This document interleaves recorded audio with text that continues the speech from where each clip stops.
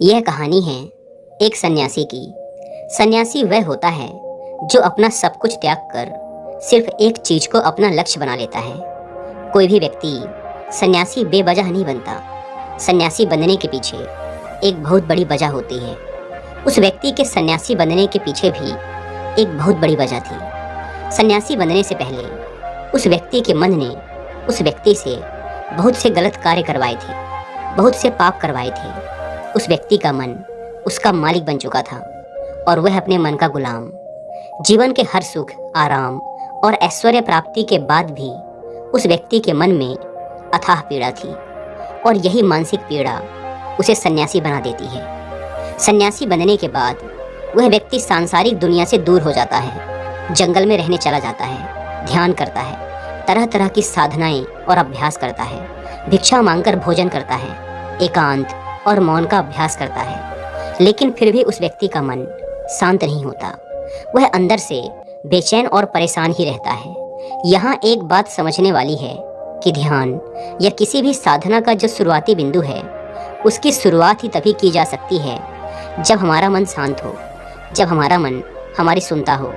लेकिन उस सन्यासी का मन ना तो शांत था और ना ही उसकी सुन रहा था। उस सन्यासी के मन में यह बात गहराई से बैठती जा रही थी कि मन को वश में करना, मन पर काबू पाना असंभव है। लेकिन फिर एक दिन उस सन्यासी को एक व्यक्ति मिलता है जो ना तो कोई साधु सन्यासी होता है और ना ही कोई बुद्धिमान व्यक्ति। वह तो बस एक साधारण सा चारवाहा था जो उस जंगल में अपनी भेड़ों को चरा रहा था। वह चारवाहा उस सन्यासी के पास आकर उससे पूछता है, क्या मैं तुम्हारी कुछ मदद कर सकता हूँ? तुम बहुत परेशान लग रहे हो। मैं तुम्हें पिछले कई दिनों से देख रहा हूँ। तुम बहुत बेचैन रहते हो। अगर तुम चाहो तो मैं तुम्हारी सहायता कर सकता हूँ। चारवाहे की बात सुन सन्यासी कहता है, भला तुम क्या मेरी मदद कर सकते हो? तुम तो एक संसारी हो जो अपनी मोह माया में लिप्त रहता है। यह सुन वह चारवाहा उस सन्यासी से कहता है, मैं तुम्हारी मदद कर सकता हूँ।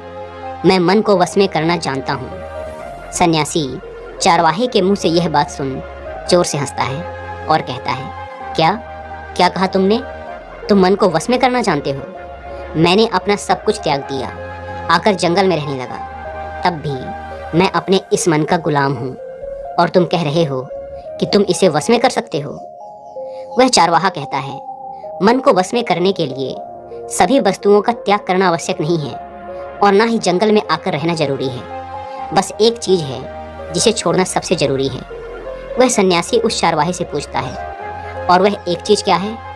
वह चारवाहा सन्यासी से कहता है, वह एक चीज़ है गलत जानकारी। आज तक हमारे भीतर जो भी जानकारी गई है उसी ने हमारे मन का निर्माण किया है। सन्यासी उस चारवाहे से पूछता है, परंतु वो कैसे? वह चारवाहा समझाते हुए कहता है, मान लो तुमने आज तक अपने जीवन में सेब का फल नहीं खाया, तुम्हें सेब के स्वाद के बारे में कुछ भी नहीं पता, तो क्या तुम्हारा मन कभी सेब खाने को कर सकता है? नहीं ना। इसीलिए हमारे मन का निर्माण जानकारी से होता है। वह सन्यासी उस चारवाहे की बात से प्रभावित हो जाता है और उससे कहता है, क्या आप इस बारे में मुझे और विस्तार से समझा सकते हैं? वह चारवाहा उस सन्यासी से कहता है, अगर तुम अपने मन को वश में करना चाहते हो तो अब मेरी बातों को ध्यान से सुनना। तुम अपने मन को वश में केवल तभी कर सकते हो जब तुम अपने मन की जड़ों को देख पाओगे। मन का निर्माण जानकारी से होता है और हमारे शरीर में जानकारी के 5 प्रवेश द्वार होते हैं। पहला, आँख। हम अपनी आँखों से जो कुछ भी देखते हैं, अच्छा या बुरा, वो सब हमारे मन की याददाश्त में इकट्ठा होता रहता है। दूसरा, कान। हमारे कान जो कुछ भी सुनते हैं वह भी हमारे मन में बीज के रूप में बो दिया जाता है। तीसरा, जीभ। जिस भी चीज़ का स्वाद हम एक बार ले लेते हैं वह हमारे मन की याददाश्त में अंकित हो जाता है। चौथा है नाक। जो भी हम एक बार सूंघ लेते हैं, खुशबू या बदबू, वो सभी हमारे मन में दर्ज हो जाती हैं। और पांचवा है त्वचा। जिस भी चीज़ को हम एक बार छू लेते हैं, स्पर्श कर लेते हैं, उसकी याददाश्त हमारे मन में कहीं ना कहीं अंकित हो जाती है। इन 5 शारीरिक दरवाज़ों से जो भी जानकारी हमारे अंदर जाती है वह जानकारी बीजों के रूप में जमा हो जाती है और धीरे धीरे वृक्ष बनती है। हमारा मन मिट्टी की तरह है जिसमें बीज बोए जाते हैं और हमारी बुद्धि बीज बोने वाले किसान की तरह है। अगर हमारी बुद्धि गलत जानकारी के बीजों को सही जानकारी के बीज समझकर बो देगी, तो जब भविष्य में वह बीज वृक्ष बनेगा तो वह खराब फल ही देगा। तुम्हारा मन तुम्हारे वश में इसीलिए नहीं है क्योंकि तुमने पहले से ही अपने मन में बहुत सारे गलत बीज बो रखे हैं और अब वो बीज बड़े वृक्ष बन चुके हैं।